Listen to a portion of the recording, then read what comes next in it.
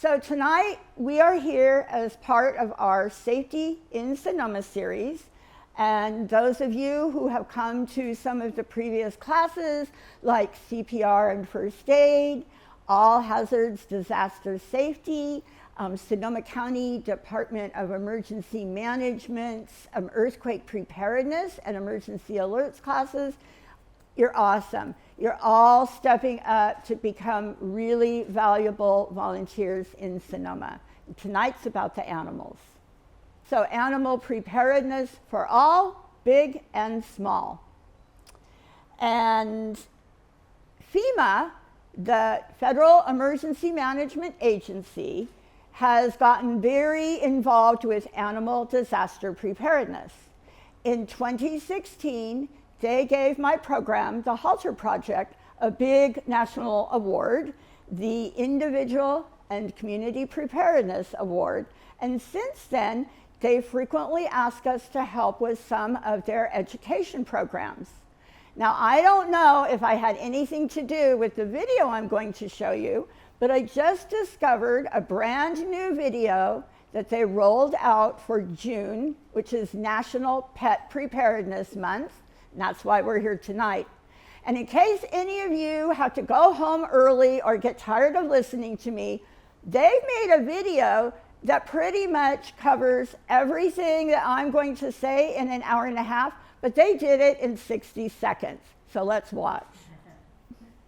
Thousands of animals are affected every year by natural disasters because many pet owners do not take the time to prepare.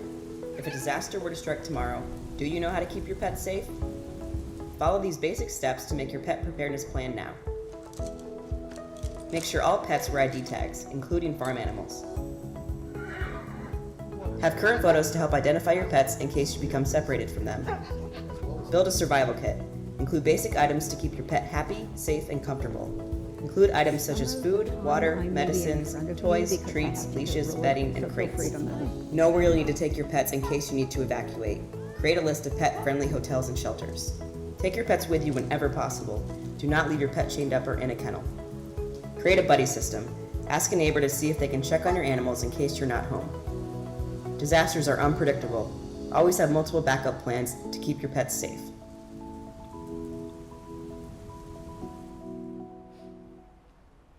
Did you get all that? Yeah. Okay, well, you can all go home now.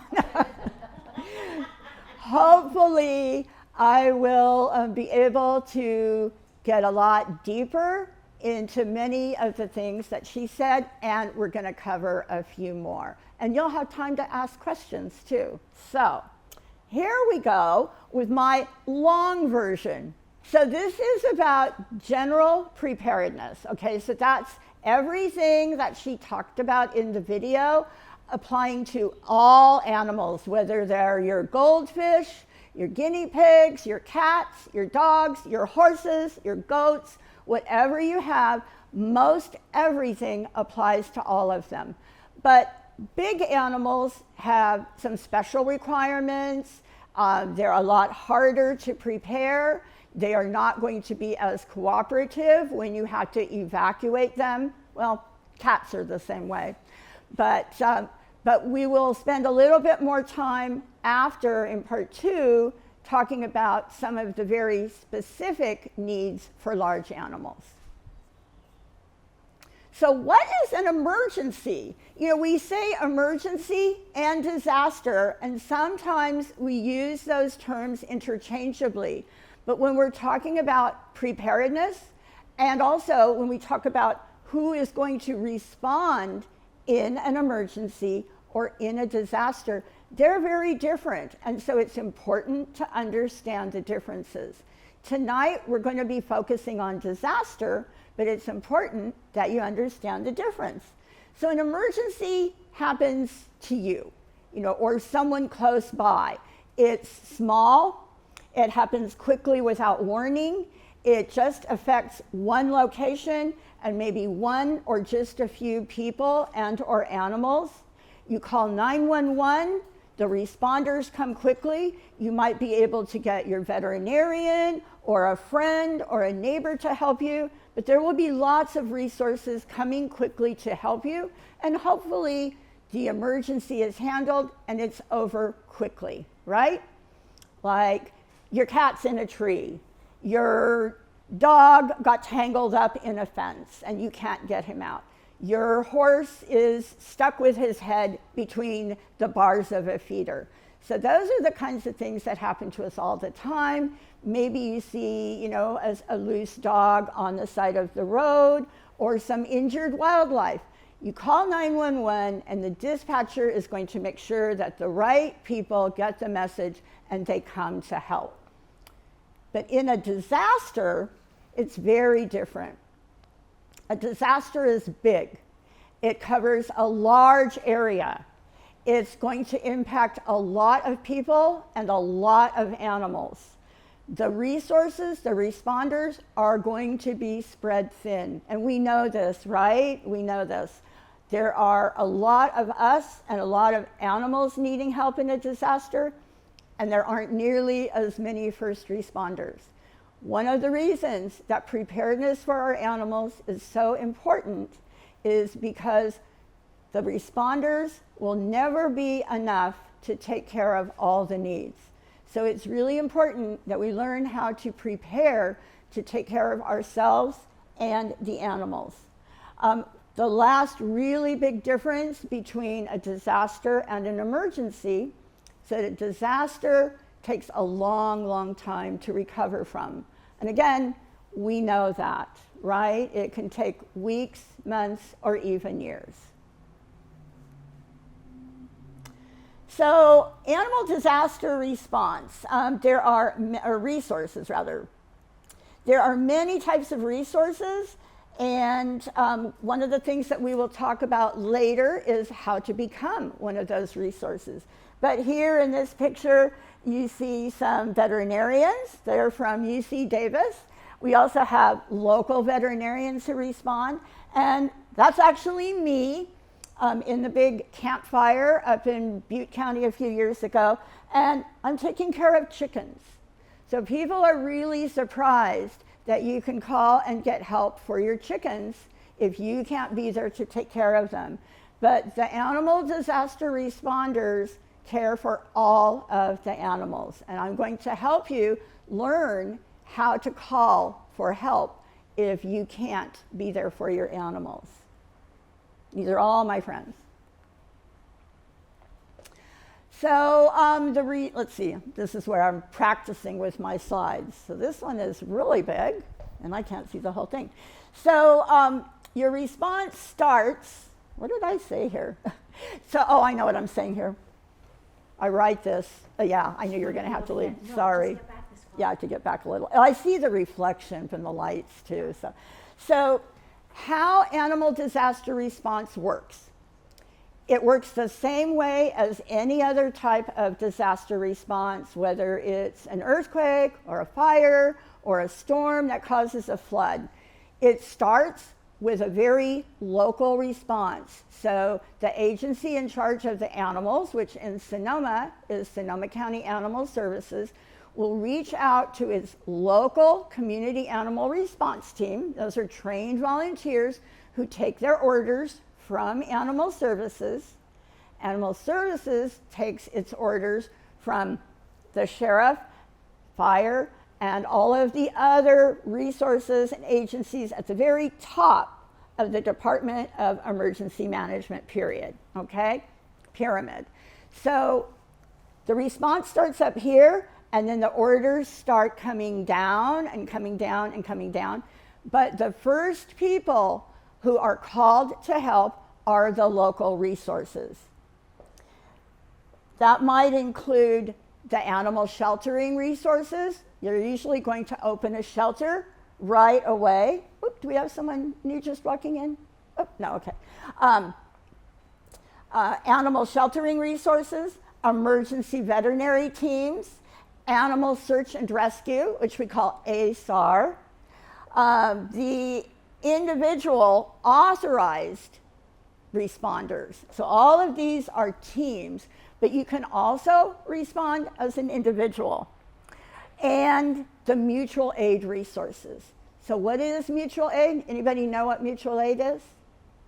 So mutual aid is a group of responders who have agreements in place before a disaster or before an emergency, stating that they have agreed to offer help to whatever agency is in charge of an incident. So, you know, in the big fires, we hear about the fire agencies from New Zealand and Africa and Australia and other states and Canada. They come to help us. That's mutual aid. And right now, we have a lot of responders who are helping in Canada. Well, it works the same way with the animal response. So the very first people called are all of the local volunteers, and that's something that I'm going to help you understand how you could do if that interests you. So it starts with the locals, and then as things get bigger and bigger and bigger, they start reaching out to the neighbors. So we might reach out for help from Napa or from Marin or from the Gold Country or from Monterey. And those people who are our mutual aid partners will send helpers to us. It's a very, very important thing to know. When your animal is in a shelter, a lot of the people caring for it in the beginning will be your friends and neighbors who have trained to take care of animals in emergency shelters. But later on, those people need to rest, they need to take a break, and so others may come in to help them. So what do you do about all this? Right? Freaks us out. We get bombarded with information all the time. But that's why we're here, right? Because being prepared is taking control of something that is inherently uncontrollable. But when we prepare, we feel better, right? Do you feel better when you're prepared? I do. Yeah? Yeah? Come on. Yeah. Preparedness is good, right? It helps you. Okay, the first thing that you do to be ready to take care of your animals in a disaster, but also in an emergency, is to have an animal emergency action plan, an EAP, or a disaster action plan, a DAP. Doesn't matter what you call it as long as you do it. So, did everybody pick up a workbook? Did you all pick up a workbook tonight? Okay. So I have workbooks here in Spanish, and I have workbooks here in English, and I have workbooks for our ag and hospitality workers, and I have workbooks for seniors, and I have plans for people who travel with their pets or leave them home with a pet sitter, or if you know someone who owns a vacation rental, we have some great workbooks for that. So I want everybody to pick up folders, and I have lots here, so take them not only for yourself, but for your neighbors, your friends, your families, because this is how we make things better, okay? There aren't a whole lot of us here tonight, but I'm helping you, and you're going to take that message and pay it forward, right? Yeah? Yes. I'm not boring you, right? Okay. Well, I realize you guys are listening to Julie, too. So make a plan. Your emergency plan should contain photos of you with your animals, all of your animal ID information. You need their veterinary records, their medical information. And something that's really important to keep in mind is that you probably need to make notes if they take medication of what the dosage is. Just like you should keep that information for medications that you take. Because when you're tired, when you're anxious, when you're nervous, when you're going fast, that information flies out of my brain. I don't know about yours. So it's really good to have all that information somewhere that you've got it handy. And that brings us to another piece of information that's in the workbooks that I have for you. And that's an Animal Advanced Care Directive. So your Advanced Care Directive is there so that if you can't be there to tell someone how to care for your animals, what kind of treatment you would like for your animals, or possibly even how much you want to spend on care for your animals. All that information is in a document, and that document should be with somebody you know who will help take care of your animals if you're not there to take care of them yourself. So in your plan, you have 2 forms. One form, you'll see it later, but one form is called your emergency action plan form. The other one is the advanced care directive, and you're going to fill out each of those forms. Then you're going to make 2 copies. So now you're going to have 3 sets. One set stays with all of your important documents. So that's the stuff like your insurance, your house inventory, your own medical records, all of your important documents that are in that bag, you know, by the front door or in your car that you're going to grab and go right after you get your pets, right? So the first set stays with you. The second set should go in a folder or a binder or something that you can leave at home, you know, maybe in the laundry room or on the kitchen counter, someplace that someone could see it if they're going into your home and they need to take care of your animals for you. The third set should go with a friend or a relative, somebody who might be taking care of your pets for you. Does that make sense? And we've done all the homework for you, so the forms are in that packet, right?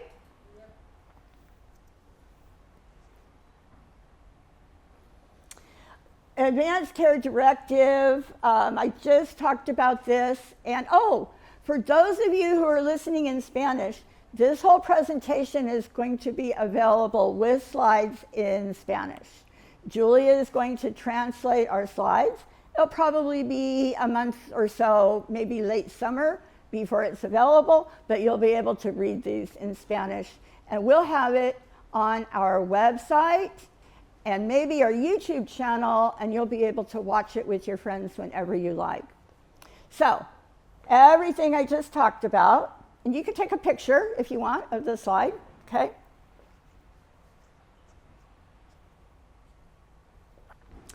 Always have more than one of everything. This is really important. Remember the potato chip commercials? You can't eat just one. Well, you have to have more than one of everything when we're talking about emergency and disaster plans. Have more than one helper. You need many helpers, and we're going to talk about that soon. You need more than one place to go. You need more than one way to get there. And that could mean the type of transportation, who's going to help you, who will drive you if you don't drive, but more than one of everything, and alternate routes. Now, that can be really tricky, especially if it's a flood situation or a big windstorm with a lot of trees down.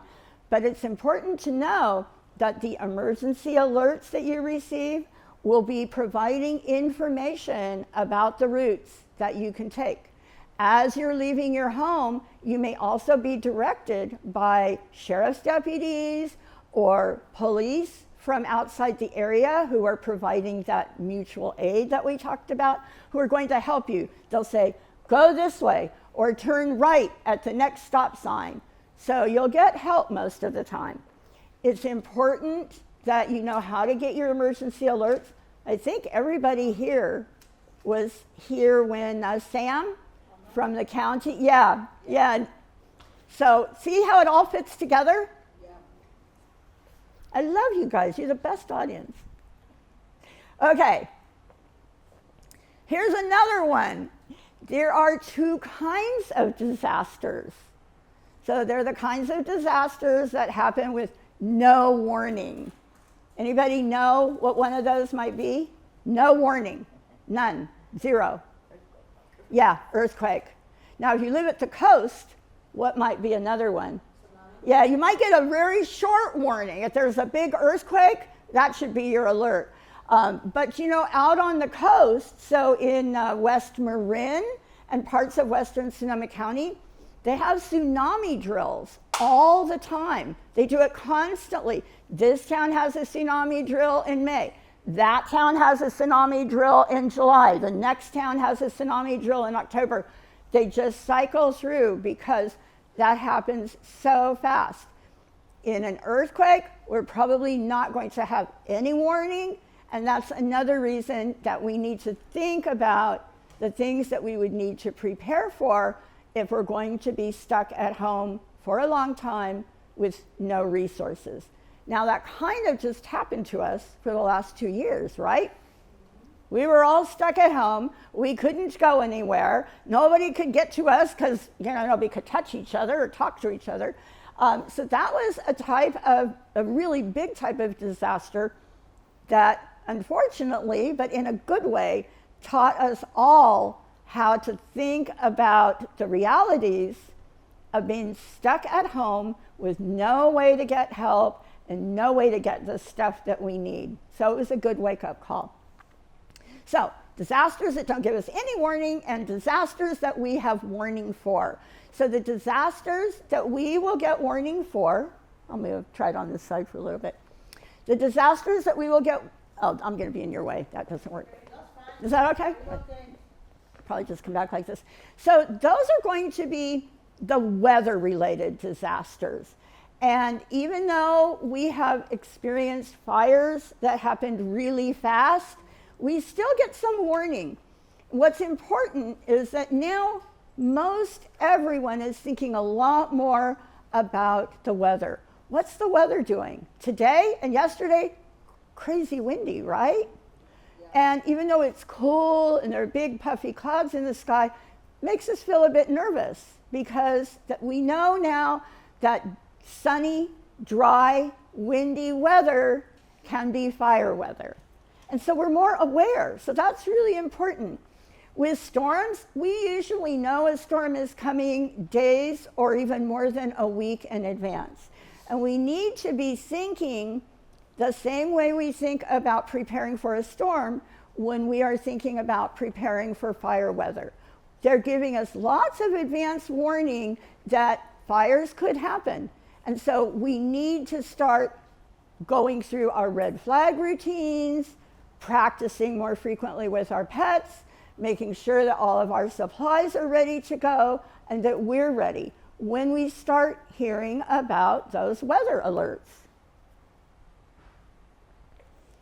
So, do you know the difference between the different kinds of alerts? Wendy does, because her husband is a firefighter, right? Wendy, you're an expert on all these terms, right? So, but it can be confusing. Now, one thing that's nice is that the weather forecasters on TV have started to help educate us quite a bit about these kinds of things. So you can really learn a lot by watching them and listening to them. So a weather watch means it's time to practice your routine. You want to be watching out. We're watching the weather. A weather warning means it's happening really close to you and it's happening now. So now's the time to be ready to move fast. Knowing when to go and what the alerts mean is so important when we have animals.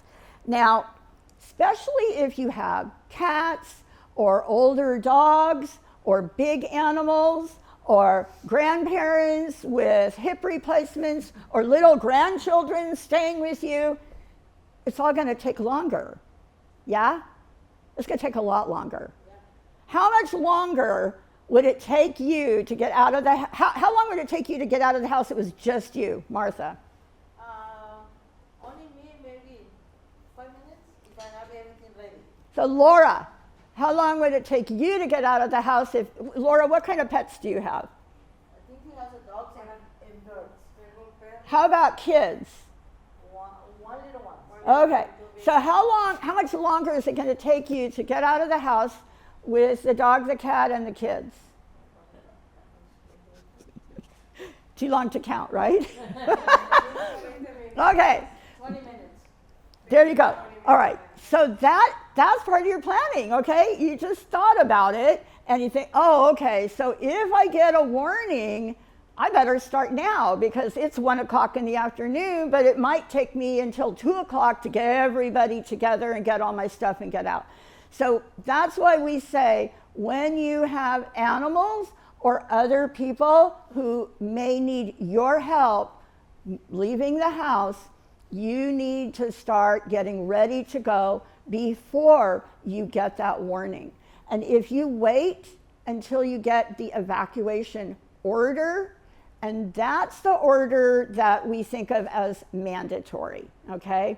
Mandatory evacuation. And that one's actually called an evacuation order. So the warning is an evacuation warning. That's when you get the alert and it says, your zone, E63, or if you live in Santa Rosa, it'll have a name.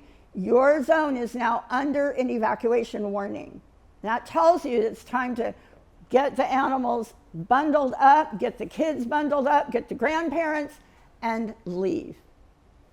If you get that evacuation order, you need to think fast, act fast, and be very clear in your head because it could be very dangerous. And that's when sometimes we have to leave our animals behind because they're not cooperating. Maybe we can't even get home to get them. So all of these things are really important to keep in mind. And this is probably one of the most important messages I have to share with you that the FEMA lady didn't talk about. Because she's from Washington, D.C., and all they have to worry about are hurricanes, right? Which I would not want to have to deal with. But you do get a lot of warning for a hurricane. Those people know 2 weeks in advance.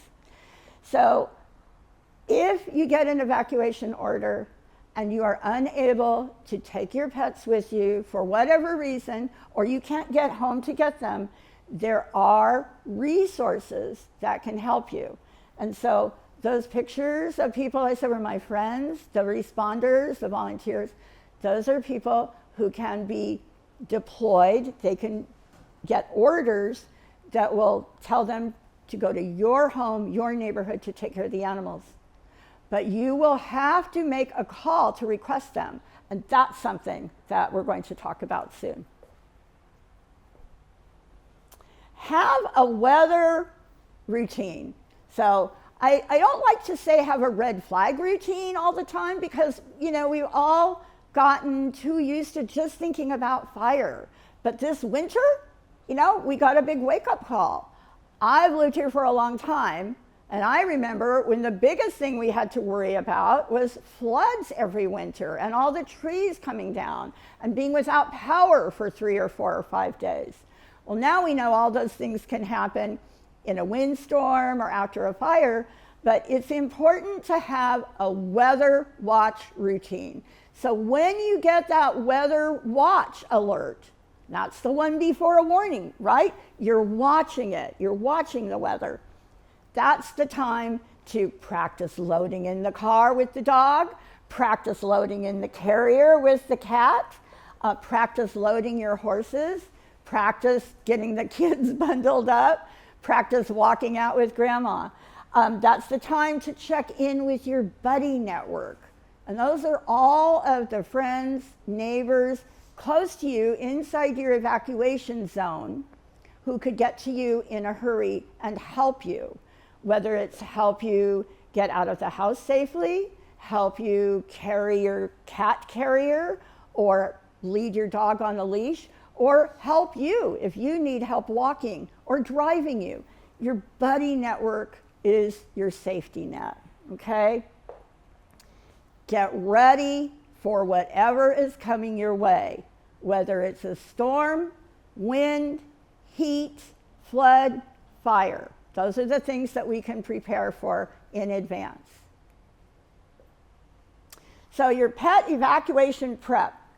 I always get ahead of my slides, but again, take a picture. These are the key items. So make sure that you have a harness or leash and collar on your pet, and you also have an extra one in your go kit. It's good to have extras of everything. So make sure that if you have to leave your pet at home, make sure if you're leaving your pet at home, that you're able to put a sign up of some sort that lets responders know that your pet is at home. Maybe you have your pet in a secure room like the laundry room or your bedroom. That lets people know that the pet is in there and to be careful when they open the door. Here is something that I want to share with you. Oh, right here. So this bottom bullet point, super important. Have identification on your carrier. Okay, can you guys all see this? I have a little lightweight one. Yeah. So use something bright duct tape. I like different colors. Put your identification information, your name, your address, your phone number, your cat or dog's information. And if you or somebody you know lives in, say, an apartment building or a senior residential facility or an assisted living facility where they allow pets, it's really important to put the name and the contact number for that facility. It will help them reunite with their pet much faster.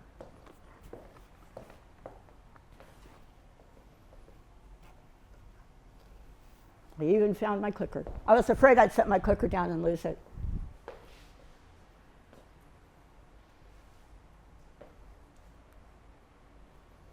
So, go. Okay, we've got go kits and we have stay crates.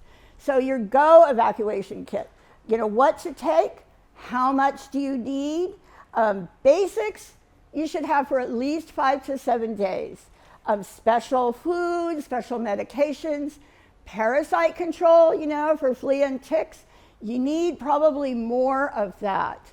I don't know about you, but in COVID, I could not get a lot of the medications that I need for my cats, and I could not get the kind of flea and tick control that I normally use on them. And so I like to say if you can, keep at least enough for 2 months in your evacuation kit of the special meds, calming meds, grooming supplies, parasite control, and for food and things like that, at least enough for 5 to 7 days. If your animal requires special food, you know, I always have diabetic cats, they need special food. If your animal needs special diet food, you better try to have more of it, just so that you are sure you're not going to run out and upset their tummy by having to change food. So go and stay. How much do you need to go? Your go supplies should last you at least for 7 days if you can, and special items, you need more. Your stay supplies, those are the supplies that you're going to stock up on that are going to be available to you if we have another pandemic and we're locked in, or we have an earthquake and we're not going to be able to go anywhere and nobody's going to be able to get into us until they clear the roads and say they're okay. So how much should you take with you? I like to say as much as you can safely carry. So safely means, are you going to hurt your back, or is your knee going to go out because your bag is too heavy? How much can you keep in your car? So think about, how much can I take? How am I going to store it in my car? How am I going to get it out of the house? And am I going to be able to get it someplace else? For your stay supplies, your long stay supplies, have as much as you are able to store. And I think having enough for at least 6 weeks is a good rule of thumb. And again, for that parasite control, the medications, the special diet food, have as much as you can store. The same thing goes for pee pads, poop bags, doggy diapers, kitty litter, because sanitation is really important and it will become a huge problem if you can't take care of it, right? Yeah. That's another disaster. The same thing for the stuff we need for ourselves too. So everything that you need to do for yourselves to prepare for a disaster, you need to do for your pets. You need all the same stuff. You need food, you need water, you need medications, you need bedding, things to keep you warm and dry and comfortable, things to keep him entertained. And you also need things to keep him clean and safe and healthy, just like you do for yourself. So if you are safe, they're going to be safe. We all know about the oxygen mask speech, right? You take care of yourself first so that you can keep everyone around you safe. Well, that's really true of your pets. If you aren't safe, healthy, calm, and prepared, you're not going to be able to take care of them. So, can't read my own slide here. Hopefully you can all read it. My eyes get tired after a while. So again, the workbooks that I've given you have all of these checklists in them. And if you've had time to walk around the room and look at the posters that I have, you can take pictures. Most of these are in the packets, not all of them are, but we have these little mini checklists. We have Go Kit checklists for almost every species that people keep as pets. Now, in the workbooks I gave you, we've got a checklist for dogs, cats, and horses. 3 animals that lots of people in our area have at home. But if you have a hamster, or chickens, or fish, or lizards, or rabbits, goats, all kinds of things, we have checklists for them, and you can go to our website. You can come over and take a picture of that QR code, and it will take you right to this page where you can download checklists for any species.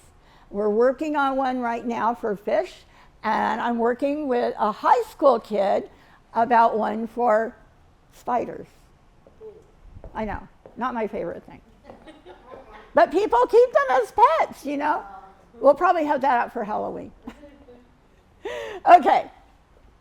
So, extras, things that are good to have. All right, this is really important. And Wendy, where's my Vanna? Right here. Did you put, let's see. Oh, here he is. Perfect. Okay. So, do you see this little guy? He's wearing a shelter muzzle. All right, so this is the type of muzzle that a lot of veterinarians and shelters use. It's super easy to put on. Wendy might do a demo for you.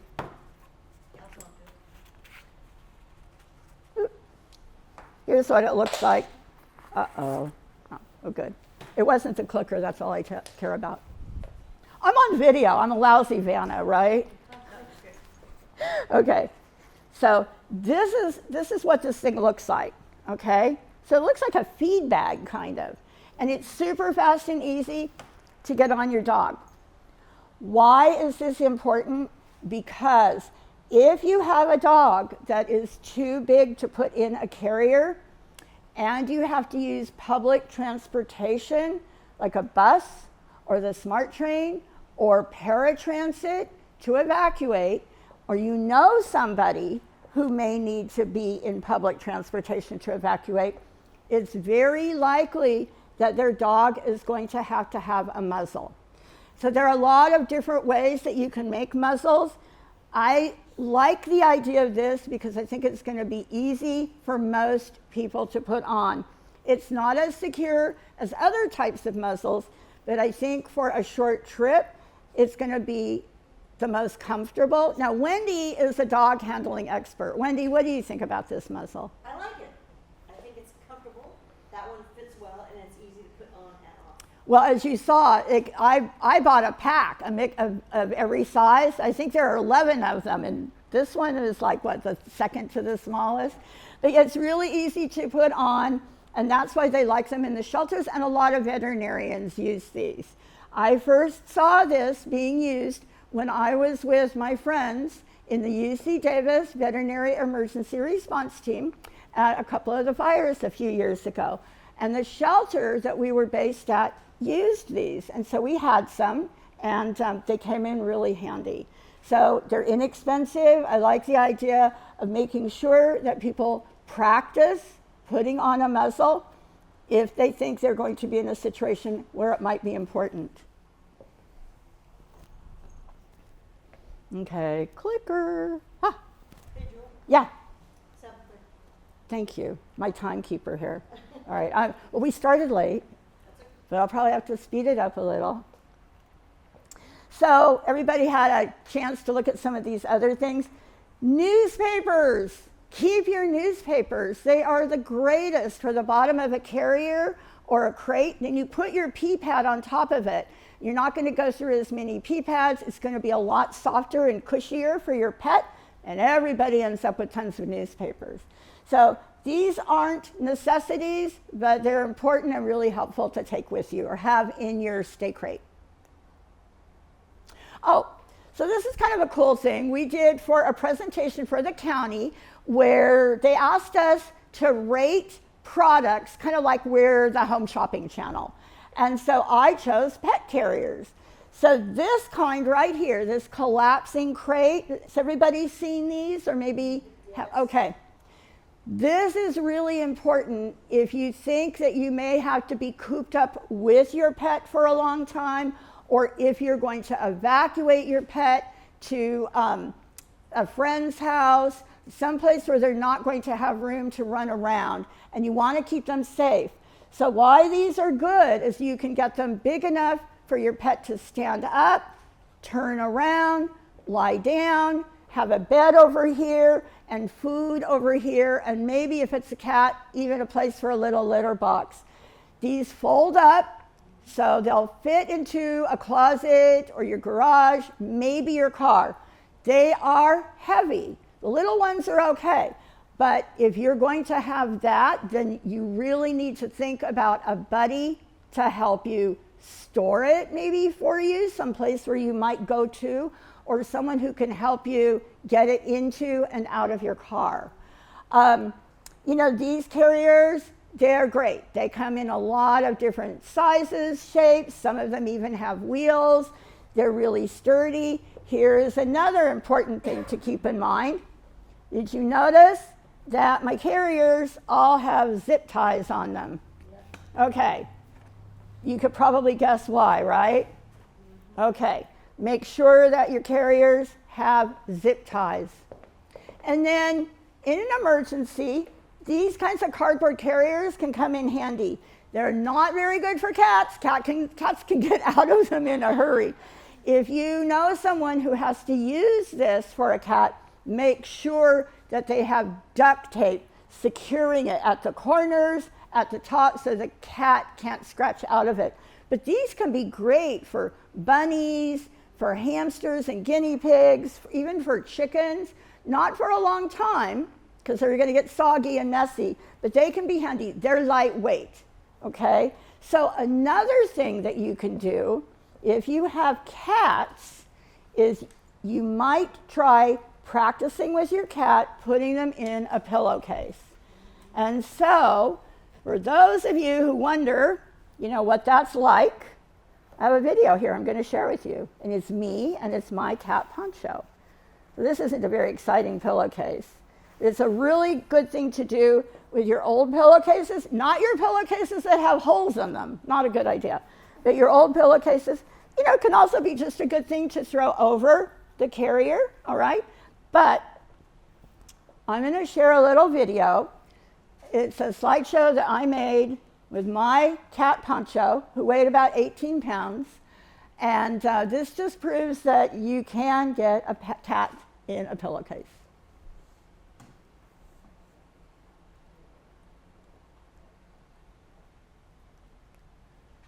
Uh-oh.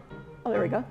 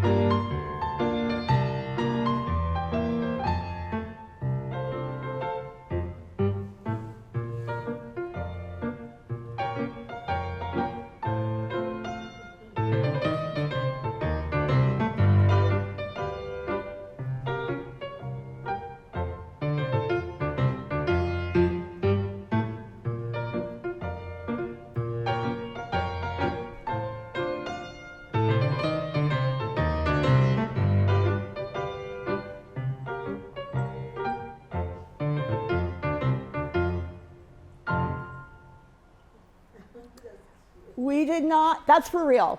He was a big cat, and he liked to bite, and he liked to use his claws. But he also loved to get inside things.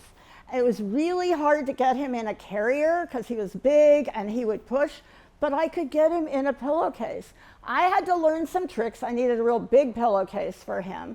But when I got him in the pillowcase and got it tied up, he just zombied out. Like, okay, I'm chill. So is that a good way to transport a cat? Only for a very short time, and you better have it tied tightly. But is it a good way to get your cat into the carrier? Yes, it's great, okay? So we're all about equity. So I have my slideshow about my cat, and I'm going to show you a really cute short video about some things that you can train your dog to do. And this video was shared to me by my friends at Cal OES, that's the California Office of Emergency Services. So the public can see this at Cal OES, but you are getting a preview here. You have an emergency plan for your family, but are your four-legged friends prepared as well? Teaching your dog a couple of simple commands can help reduce the stress caused by an emergency. Getting your dog comfortable with being in their crate is important if you need to evacuate and stay at a shelter. Teaching settle keeps your dog from distracting you while filling out paperwork or having important conversations. And there's no stranger danger here. Having your dog get comfortable leaving with others can reduce their stress if they need to be boarded. For more information on prepping your pet for an emergency, visit our website, news.caloes.ca.gov. For all of us here at Cal OES, I'm Alicia de la Garza. Thank you, Alicia.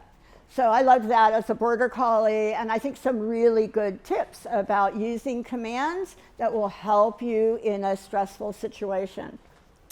So what do we have next? Next, we're talking about pet comfort and safety.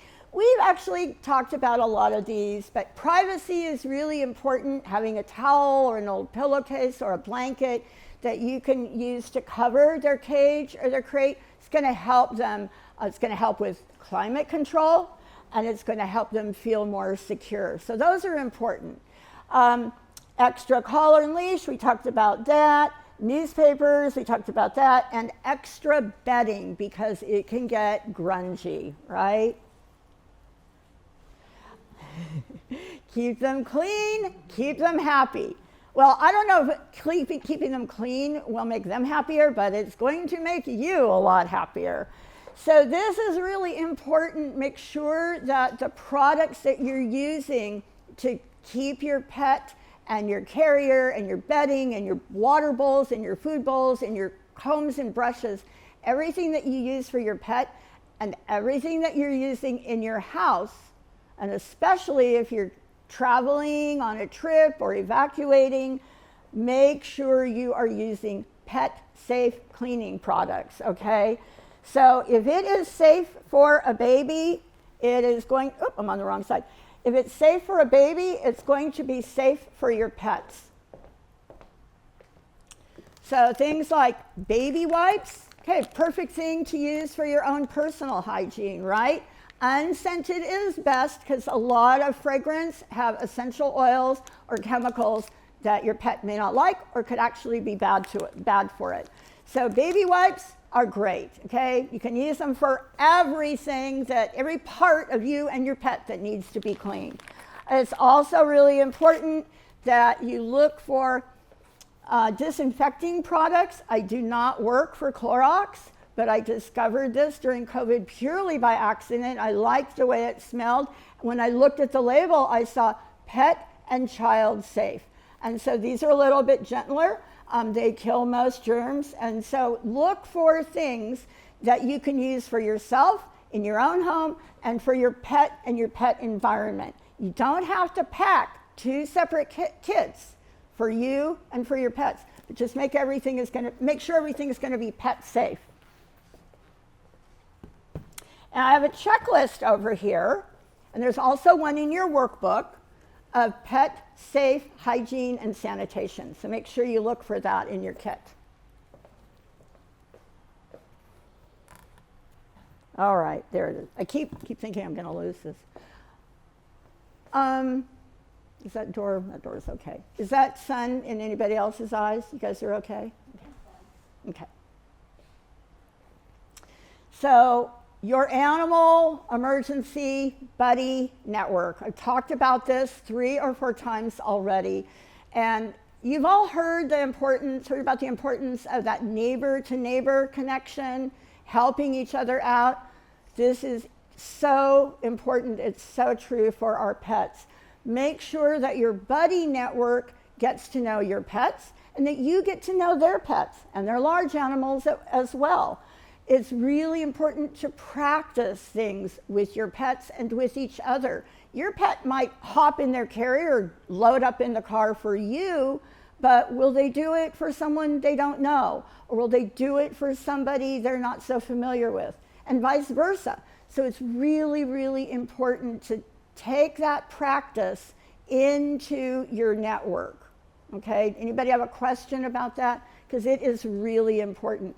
How many people here have been in a situation where you needed help from somebody else to help you with your pets?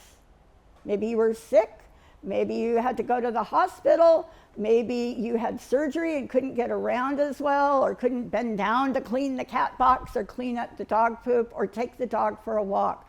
So think about those everyday things and start building other people into your daily routine with your pets. So anybody can be part of your buddy network, but you start with those people who are closest to you. So just like our emergency services start with the locals to help, you want to start with the people who are closest to you and who are inside your same evacuation zone. Because if you're not home or you need help in a hurry, when that warning goes up, they need to be able to get to you fast. Now, does everybody understand that if you need to get help, if you are under an evacuation warning, people can come in, or you can leave and then you can come back and make another trip, and you can leave and make another trip. But once that evacuation order goes up, you can't go back and nobody else can come in unless they're authorized responders. That's another reason it's so important to have this buddy network close by. And then you need an expanded network of people who can take you in, places where you can go and stay when you have to evacuate. So you've got your immediate neighborhood network, and then you have your expanded network of places that you can go, people who can store your supplies, people who might be able to take care of your pets if you're somewhere else. Mr. Rogers, the king of all the helpers, right? So I think I pretty much covered everything on this slide. This is a wonderful picture. I love this. It's at a senior residential facility. It's a high-rise in Santa Rosa. Forget what it's called. But they have me back every year, and we do a pet prep workshop in their courtyard. And everybody comes in. These are 3 stories, and this person lives on the 3rd floor. So really going to need help. But I love that. That's what it's all about. And Mr. Rogers taught us all to help each other, right? Okay. Practice, practice, practice. That's one of my other cats. That's Jax. He loved walking on a harness. He would go anywhere. So getting cats to walk on a harness is a really helpful thing. Being able to put a harness on them is useful. I've got a lot of different types of harnesses here that you can look at. Here's a good one. Okay. So these harnesses, I'm not selling products, I promise, but I find things that I really like. I always have cats. Some of my cats will easily walk in a harness, like this guy. Some of them leave me scarred for life. But if you have trouble getting a harness over your cat's head, look for one like this that they step into. So this one is made by a company called Travel Cat, and all they do is make stuff for cats. So I can show this to you a little bit later. But again, it's a practice thing.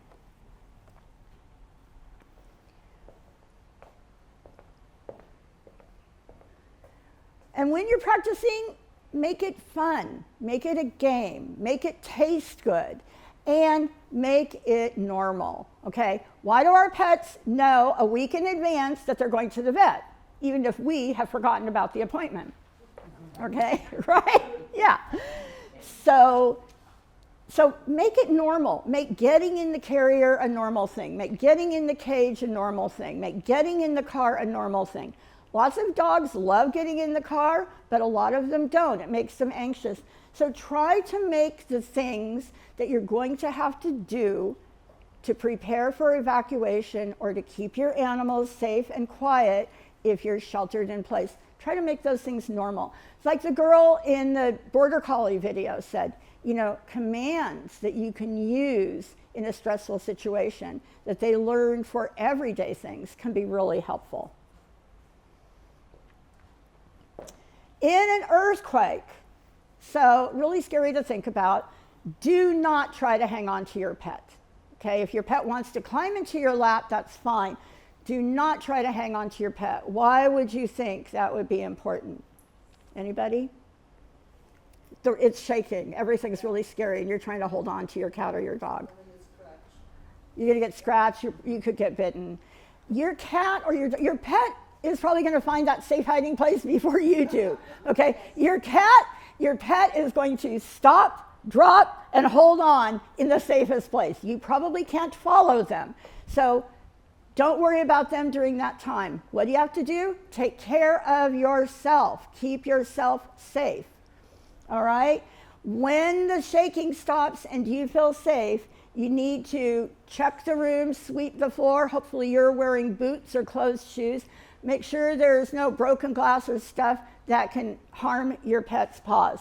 Put some food, water out. Talk to your pet, even if you can't see them. Make them feel that things are okay and that you're calm. If they sense that you are okay, they're going to come to you sooner. After an earthquake, try to get their harness or collar and leash on them. Try to get them into their carrier or kennel or into a room where you can keep them safe, all right? When you have to leave your pet, so I've already talked about this a couple of times. It's probably the thing that scares most of us the most, and a lot of us have had to do it. What is important to know, again, is we have resources in our community, in our county, in the entire North Bay that will take care of the animals, but you have to make the call. And in your workbook, you will see that you have a card that says how to get help, and there's also a page that tells you the hotline numbers for all the counties in the North Bay. And here in Sonoma, you can call Sonoma County Animal Services, or in a disaster, usually you'll be able to call the Sonoma CART, the Community Animal Response Team. Make a call, request help from Animal Services. There's a form that they fill out. It's called a Request for Animal Services. You have to make that call, or somebody that you authorize to make the call for you. But know that if someone who is not the owner is calling to request help for the animal, they're going to ask them a lot of security questions to make sure that, you know, they're not a bad person trying to take your animal. So this is super important. Make sure that you keep those numbers with your other emergency contacts in your phone, in your address book, in your animal disaster plan, where you're going to be able to find it when your hands are shaking and your brain turns to mush, okay? How to request help, just kind of went through that. In a local emergency, you're going to call 911. We talked about that earlier. Boom, they're going to come. In a disaster, do not call 911. In a big disaster, 911 is reserved or focusing on, I shouldn't say reserved, 911 is focusing on human life safety. So those calls for animals may get set aside temporarily as they take care of all of the cries for help from humans. But what you can do is call that animal hotline. That number is set up and designated especially for the animals in disasters. So don't waste your time or a call taker's time calling 911 in a disaster to ask for help for your animals. Go straight to that animal hotline number, okay? So, animal ID, it's really important that they have more than one kind if you can swing it. Microchipping is the gold standard, but having visible ID, some kind of tag, or a leash, a leash, what am I trying to say? A leash cover, a leash sleeve, a collar sleeve.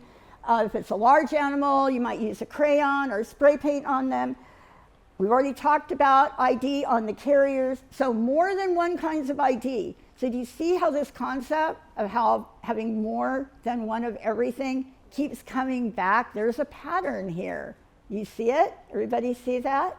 And how it works, it all fits together. So animal ID, microchipping is going to help you and your pet get back together faster than anything else. But especially if you live in a community where there are lots of animals and someone may be coming in to evacuate a lot of them at one time, that visible ID is going to be really helpful. And again, when you go to the shelter where the animals are being taken, you might not recognize your black cat or your gray tabby or your black lab immediately, but if he or she is wearing some kind of visible ID, you're going to find each other faster. Not saying you don't know your own animal, not saying your animal doesn't know you, but it's the black cat, black dog thing. Reunification. See, I get ahead of my slides. I'll just let you read this one.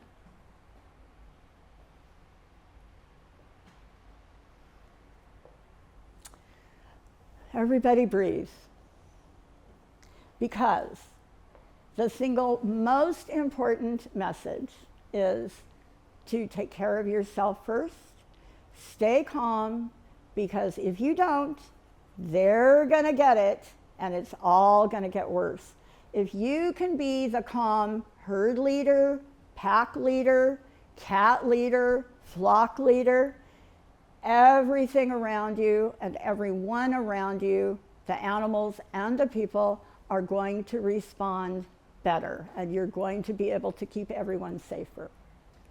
Okay, so equines, poultry, which means the chickens, the ducks, the geese, the turkeys, the goats, and just about everything else. When we're talking about the large animals, we're also including the koi fish. Okay, this is like a giant goldfish, but did you know that we have rescue teams for koi?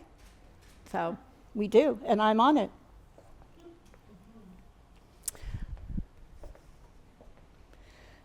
All the animals. Todos animales. I can speak a little Spanish. So Melania, do you recognize some of your photos here? All right, so what is readiness? I want you to stop and think about this. What does that word mean to you?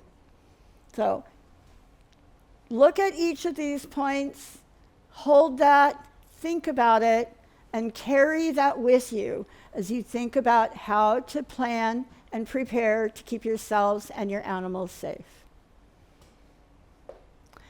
How ready are you for an earthquake, a wildfire, a bad flood, a landslide or a debris flow, severe drought, water shortage? And we have experienced all of these in the last few years, and they're probably going to happen to us again. So again, we want you to think about having a plan and being prepared for just about anything that could happen and how to take care of your animals in each type of scenario. Have more than one plan. This is another way of saying it. Now, quick detour. In 2017, I was living on our ranch. I think a lot of you know where I live, at the corner of Highway 12 and Nuns Canyon Road. And the nuns' fire started before anybody knew there was a fire, and there was no way out. We had a fire plan. We had a backup fire plan. But plan A, no go. Plan B, no way. Plan C was our earthquake plan, and that's what we went with, and that's what saved us and our animals. So when I tell you to have more than one plan, and I tell you how important it is, I'm telling you from my heart because I know this from personal experience. Being ready for all animals, but especially for our big animals that live outdoors, is all about assessing the risks. So looking around you and figuring out what is unsafe. What should I fix? How can I do better? What do I need to clean up?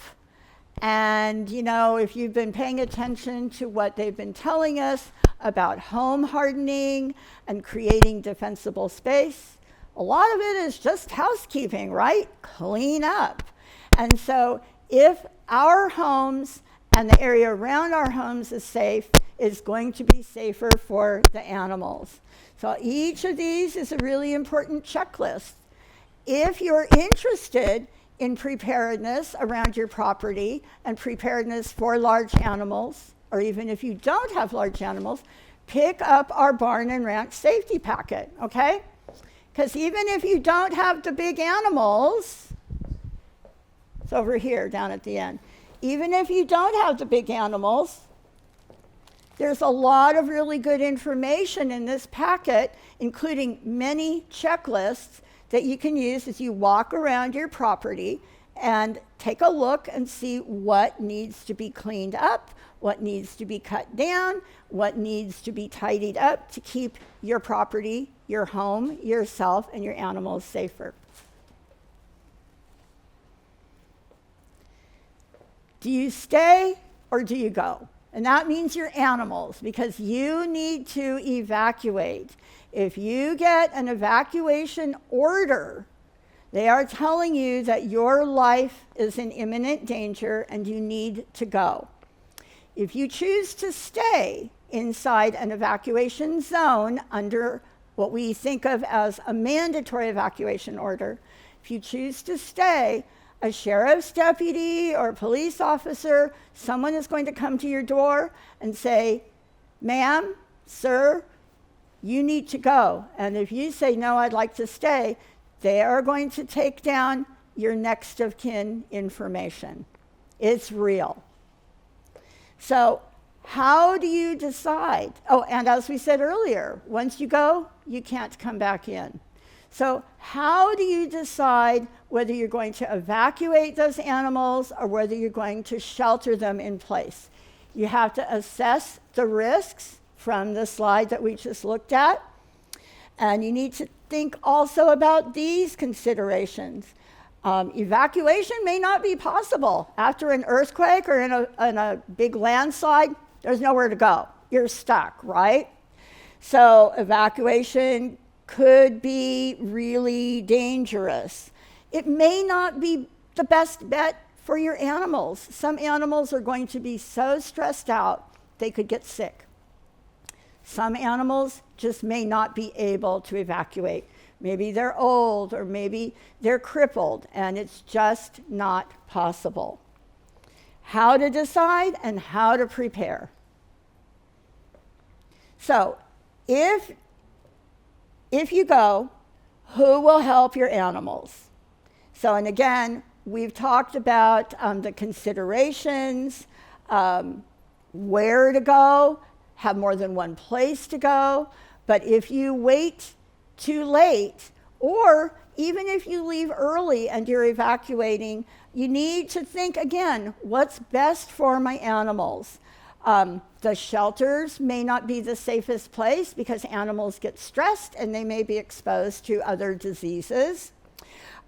North Bay large animal shelters fill up really, really fast. The fairgrounds is the go-to place in Sonoma County, but sometimes it is evacuated, and sometimes it's not available. So you can't count on that. Again, you need more than one option. Rely on your safety network, okay?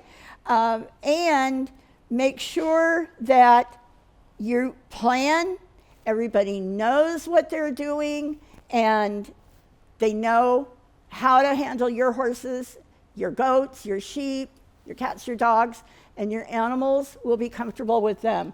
This is actually the group that came to my ranch in 2017, staged there, and helped us with our animals. Prepare your animals. Again, we've talked a lot about practicing. With the little ones, we talked about getting cats into a harness and teaching your dog some commands that will be helpful in a disaster. So with large animals, it's really even more important.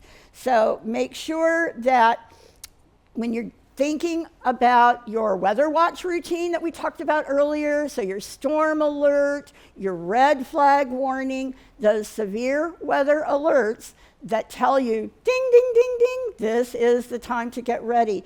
You're going to prepare your animals by putting them into a confined place where you're going to be able to catch them easily. You're going to take off their fly masks, their leg wraps, their blankets, their halters. You're going to make sure that your trailer is ready. This is really important. If you're taking goats, horses, anything, make sure your trailer is hooked up. Your gas tank is at least half full, preferably full. Take all the bedding out. It's dangerous. And close the windows if your trailer or your camper has windows. More animal evacuation prep. Move the animals to a confined place where they're easy to access. Make sure that you have enough halters and ropes for everyone. That means for your horses, your goats, your sheep. Have one for every animal and have extras in your trailer or your truck or your barn. ID again. You can ID, you can get microchips for equines, goats, sheep. Most large animals can get microchips, but that visible ID is just as important. Photos of yourself with your animals are super, super important to keep with your emergency evacuation plan so that you can prove that that animal is really yours. Consider the potential hazards. Again, this is another way of saying assess the risks. So, will it be accessible in a disaster? Is my water source secure? If your power goes out, will you have water? If your water line breaks, do you have water stored? If you rely on a generator, but you can't get diesel fuel or your propane delivery, do you have solar backup? So water is probably the single most important thing that we need to consider when we're deciding, is it going to be safe to keep our animals sheltered in place, or do we really need to be prepared to evacuate them? So, do you have backup power? Will your fencing be secure? If your animals are loose and they're running all over the roads, they are not going to be safe. So safe fencing means that it's fireproof, that it's secure in the ground, so wind isn't going to knock it over, and that it has a pretty good chance of staying intact in an earthquake. Shelter-in-place risks. So you do need to be thinking about which is riskier, evacuating my animals because it could be stressful for them, they could get sick, I'm not sure I have a place to go, or sheltering them in place. So sometimes shelter in place is the only option. So you need to have that hazard hunt around your property. Go out, use the checklists that are in this workbook, walk around and see where the dangers are. And one of the things that we really do need to think about when we're considering whether or not to keep our animals sheltered in place where they live is airdrops, air operations. Because anybody here see Captain Gary's training back in April where he showed the video? Okay, that stuff is really heavy. First responders, firefighters do not want to drop water or retardant on animals, but they may not know where your animals are. They may not be able to control that airdrop all the time. And so that's something you need to think about. Am I exposing my animals to the possibility of being in a place where they're going to have to drop water or retardant? So this is a poster that we have in Spanish and in English, and it's in all the workbooks. So it's a little cheat sheet about how to create defensible space for your animals. Will your animals be safe enough? So just another way of saying, do I have defensible space? Can I create what we call a safe refuge for my animals? Do I have irrigated pasture? Or do I have a really clean dry lot? This is where my horses live up in Northern California. It's not going to burn. If the grass catches on fire, they can easily move away from it. The fences are metal, so they're going to stay intact. Even if this gate post comes down, there's another fence past it. Radiant heat is something that is really dangerous for our large animals. So if you have a dry field, but it's surrounded by deep forest, if that forest burns, the radiant heat from that fire could actually be hot enough to injure the animals. It could impact their respiratory system. It could actually burn them. It could get very, very hot and they could overheat. So that's something you have to think about, even if you have a really nice dry place for them, or if you have a small irrigated pasture or field. If it's too close to those big trees and a forest that could easily burn, it's probably not going to be safe enough. So site prep. This is pretty straightforward, and again, lots of checklists in here. Whether you have big animals or not, you might want to take one of these home and use those checklists. Hay is a really, really big one. So many of our fires are started by hay storage. Hay can get really, really hot. Now, this isn't going to happen if you only keep maybe 3 or 4 bales because you have a little mini donkey, or you have a couple of ponies. But if you keep a lot of hay, or you have a neighbor who stores a lot of hay, it's very, very important that the hay is stored properly, because hay can get very hot internally and create spontaneous combustion fires. Animal shelter in place prep. Talked about this already. Remove their masks, their halters, their blankets. Turn animals out, but not loose. Language is important. What does that mean? Anybody want to take a stab at that? So turn them out. Get them out of their barn and put them into a pen or into a pasture. But make sure they're contained. Do not turn them loose. Don't cut the fences. Don't leave the gate open so that they can get out onto a road. Loose livestock on the roadways during fires and floods is one of the biggest hazards to first responders and to the animals themselves. So that's probably the most important point on this slide. There are other things that you can do that make sense if you have the time. And these are all things that you could do during those weather watch days.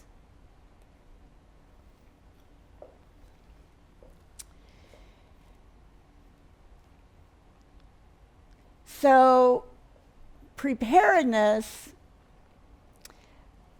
really means that this is a hard one because we have so many sanctuaries here. So many organizations want to rescue animals, want to keep them safe from neglect or abuse. And so they end up with a lot of animals, but they don't always have a plan for caring for them in disasters. So if you know someone, or you volunteer with a rescue or an animal sanctuary or a similar type of facility, ask them if they have an animal disaster action plan. If they say no, refer them to us, to the Halter Project, and we will sit with them, walk the property, and help them create a plan to keep those animals safe in a disaster. Help responders help your animals. Again, this information is in the packet. We also have some posters here that you can look at a little bit bigger. So include a site map with some information about where the animals are, where the people are, where the resources are. So where the water is, where the tanks are, where the hazards are, where the propane is, where the diesel is. It's really, really easy to create this kind of map. Google does all the legwork for you. Just make a simple code and plug that information in. Whether you have a big ranch like this or just a backyard, that kind of information, if it's logged with your fire department or if you post it with some information that responders can get to quickly, it's really going to help them. They can get to your animals faster and help them. They can get into your property faster. They can help to defend your property faster if they know where these resources are. And work with your neighbors to create this kind of plan. Signage is also important. You can make a whiteboard or paint a piece of metal and use a Sharpie to put information about where the animals are, what kind you have, how many, maybe even what their names are, where the feed is, where the halters are. And we've included this sign with your packets.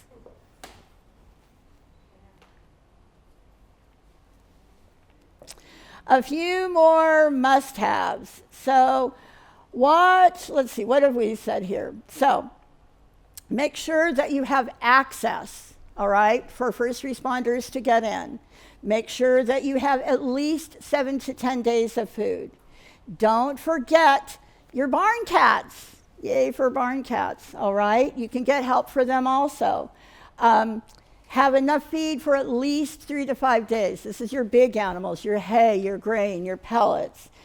Make sure that you have the medications, that you have buckets, 50 to 100-foot hose, nozzle, shovels, slow feed hay nets. A lot of our large animals suffer when they're under stress because they're getting fed too much or they're getting fed food that's too rich. So alfalfa hay is kind of like eating chocolate cake, 3 times a day.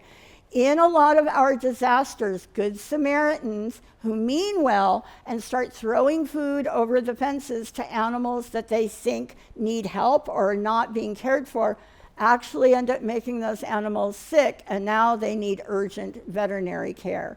So understand how your animal's digestive system works, understand how your species will react in a stressful environment, and learn about the right way to plan for their feed.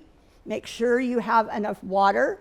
We have a poster over here. Over somewhere. I forget where I put them. Oh, I know. It's over there. It says what to do in a PSPS, and it's in a couple of your packets. It has a list in it of how much water your species needs. Most people are astounded when they see this figure. They have no idea how much those equines require. Most of our animals can go for several days without food, but they absolutely must have water, and they must have enough water. How to request help?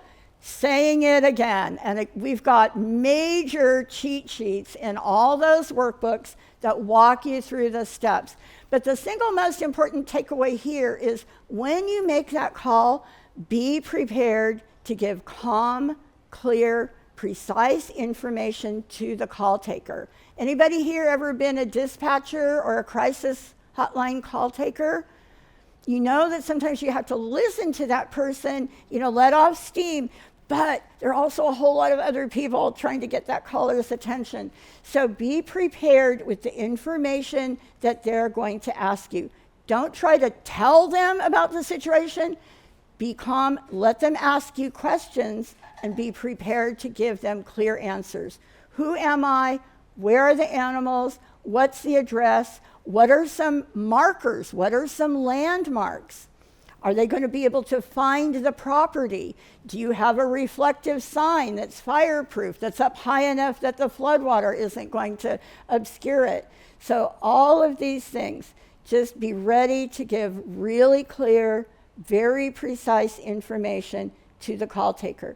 And that could mean that you pulled up your animal disaster plan, which you have in writing with your important documents right with you where you are, and you're able to look at it.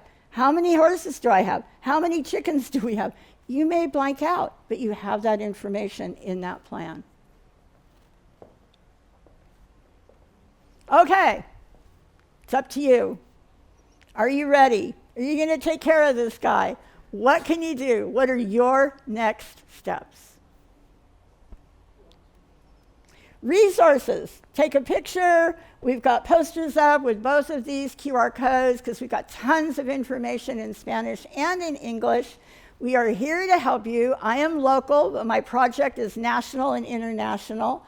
And all we want to do is help people and animals be safer in disasters. Okay, what time is it? He's my timekeeper. 8:32. Okay, 8:32. So we have two options here. Julie Burns needs to leave by 9 o'clock, and I can go very quickly through some information about how to be a volunteer, or I can answer a few quick questions, or we might be able to do both.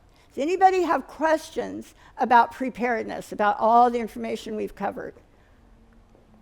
Or would you like to get up, walk around, and take a little bit more time and look at what we have here? Or would you like me to tell you very quickly about, okay. All right, so Vince, we're going to go on to, break time, right. That we're not going to take a break. We already took the break, right? But if you have to do this, go for it, all right? What? That's all I have on this one. I know, that's the end. Okay. So now we're going to, they want to go on. They don't want to visit the litter box.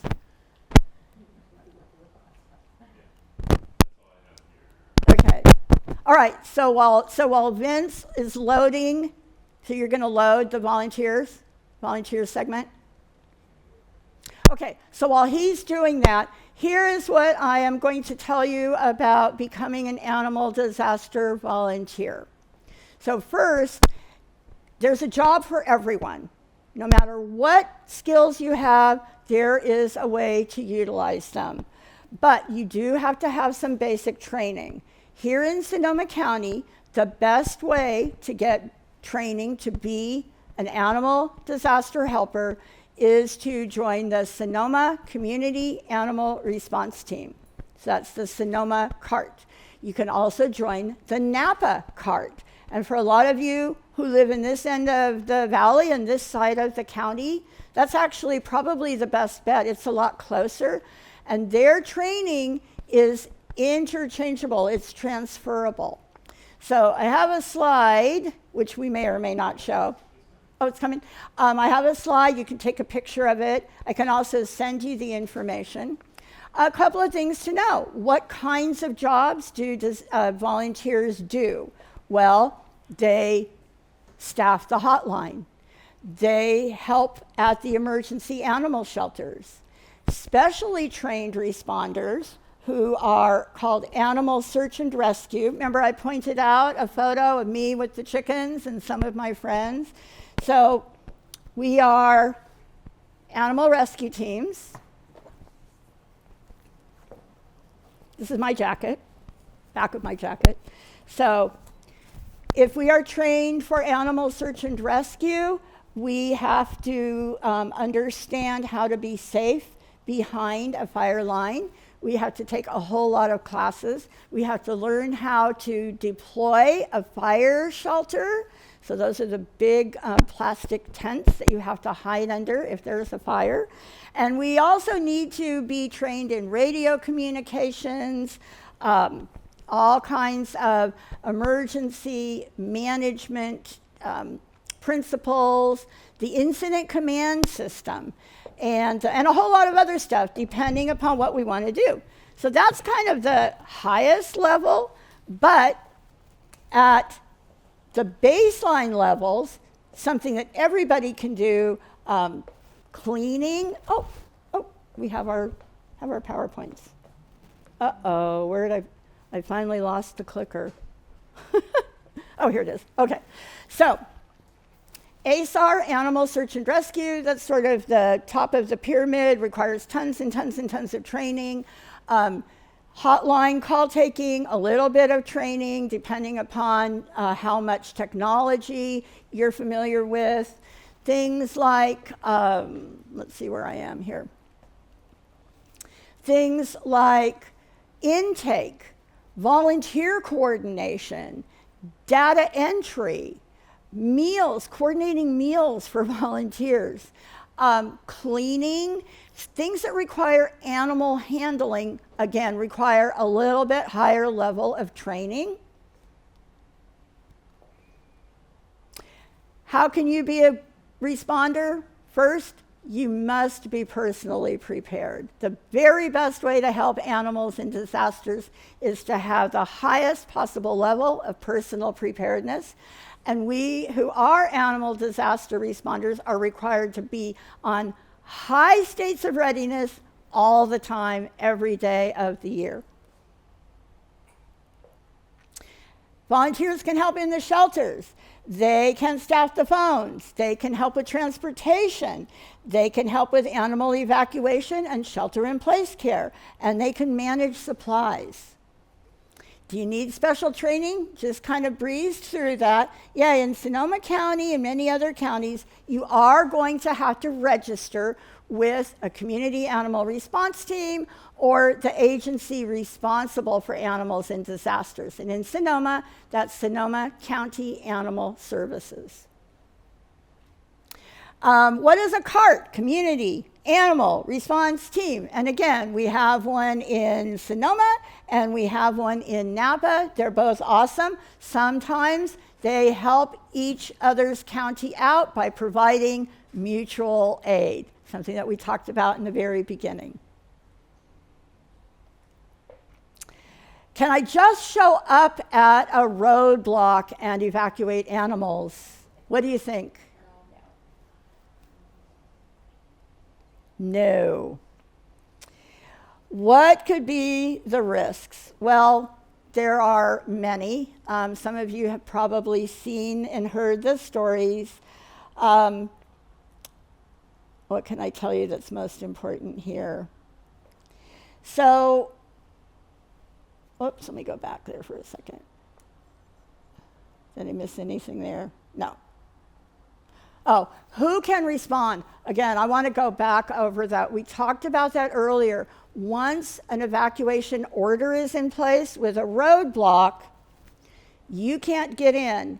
The only people who can get in are authorized responders. And so those would be volunteers with the community animal response teams.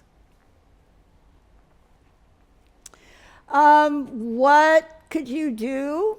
What kind of skills might you already have? Well, take a look. You probably have a lot of skills that would be useful right now with a minimum of training, maybe just an orientation. We've talked about these. These are the types of tasks that require special training. So anytime you're going to be handling an animal, you're going to have that specialist training, even if you've been doing it all your life. Are you a techie? Oh boy, everything's getting so technical. And we need techies to do all of these things. Mapping, super cool. Radio communications, call taking and data entry. So if you're a techie, go for it. We could really use your help. I may have missed it previously, but the number one thing we really need in this county and a lot of the North Bay, we need translators and interpreters. We need people at the shelters to help people read the forms. We need interpreters to talk to the people who don't speak the language that the shelter workers speak and help everybody understand who the pets are and how to take care of them. Pet laundry. Everybody has this skill, right? And boy, do you need it. We tell people that for every team of 5 animal search and rescue, so those are the people who wear the Nomex and wear the helmets. Okay, this is my helmet, one of my helmets. So for everyone who goes into the field to rescue animals, that would be a team usually of 5 to 7. We need at least 25 to 50 people in the shelters, on the hotlines, doing the laundry, bringing the food in for the animals and the people. So it takes many, many, many more people to support the helpers than the people who are out in the field taking care of animals sheltered in place. Fostering. Here's another thing that you can do. Fostering is huge during disasters. People who are displaced don't want to have to leave their animals in shelters, and the shelters would love to get those animals out into homes where they're going to be out of that stressful shelter environment. So get hooked up with one of the local welfare organizations that provides foster care. It's huge. We never have enough fosters during disasters and after, long after. How can you get trained? Everybody asks that question. Join one of the carts, or in Sonoma County, you can also join Northern Sonoma County CERT, where I am an instructor. I teach animal disaster response and preparedness to CERTs. So who knows what CERT is? Anybody here? Community Emergency Response Team. CERT, Community Emergency Response Team, and that's a FEMA acronym. FEMA is the agency that is over all the CERTs in the United States, and CARTs are basically the animal version of CERTs. So CARTs and CERTs sometimes work together. In Napa, our Napa CART and our Napa CERT cross-train, and they work very, very closely in disasters, supporting one another. When do trainings take place? Most of the orientations happen at the very beginning of the year in January and February, and then once you're signed up and registered and you have your basic orientation training, skills trainings and refreshers happen throughout the year. We have a number of drills taking place in the next week or two. How do I sign up? You can go here, you can go here, or you can go here. So you can take a picture of that. If we're going too fast, just get in touch with me. Each of these is really easy to find online or on their Facebook page.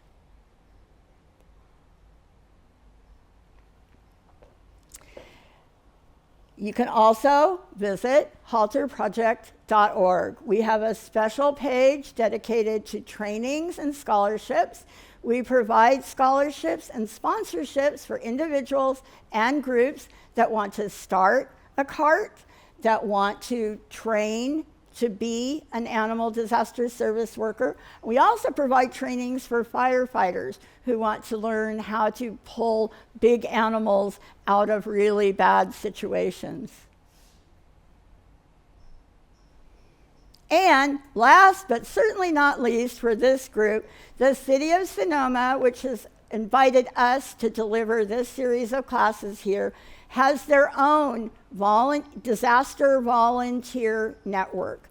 They call it the City of Sonoma Emergency Volunteer Program, and you can take a picture of this slide, get the QR code, it'll take you straight to the sign up. I also have a poster on that table over there. City of Sonoma needs you. You don't have to live in Sonoma to volunteer in Sonoma. The end.